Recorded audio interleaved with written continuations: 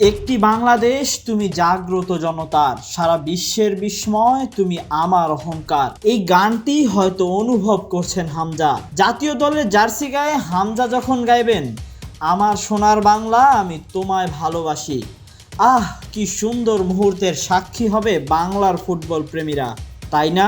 তা নিয়ে ভাবনা নেই, চিন্তার জায়গা হতে পারে হামজা বাংলাদেশে এসে কোথায় থাকবেন। 4.5 মিলিয়ন ডলার অ্যাসেটের মালিক কি এদেশের পরিবেশের সাথে নিজেকে মানিয়ে নিতে পারবেন? -ডিগ্রিতে বড় হওয়া হামজা বাংলাদেশের আবহাওয়ার সাথে মানিয়ে নিতে পারবেন তো? পারবেন হামজা? তাকে যে পারতেই হবে। হামজা চৌধুরীর দেশের প্রতি আলাদা টান যে আছে তা কিছুদিন আগেই জানা গিয়েছে গণমাধ্যমের একটি সূত্রে, যে হামজা দেশীয় খাদ্যই খান সাধারণত,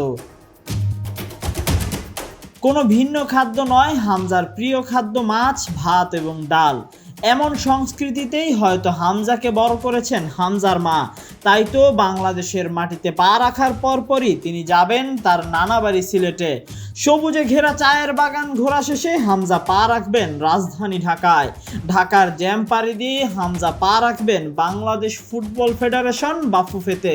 ঘরে ফিরবেন বলেই ঘরের লক্ষ্মী ছেলের মতো নিজেকে বাংলার আদর্শে গড়ছেন হামজা।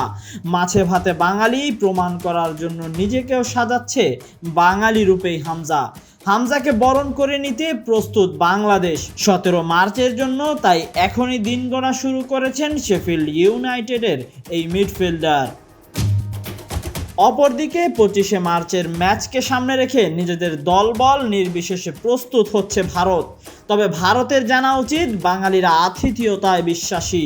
তাই বাংলাদেশের ম্যাচে তাদেরকে আতিথেয়তার কোনো কমতি যে বাংলাদেশের ফুটবলাররা দিবে না, তাও হয়তো বোঝা শেষ ভারতের।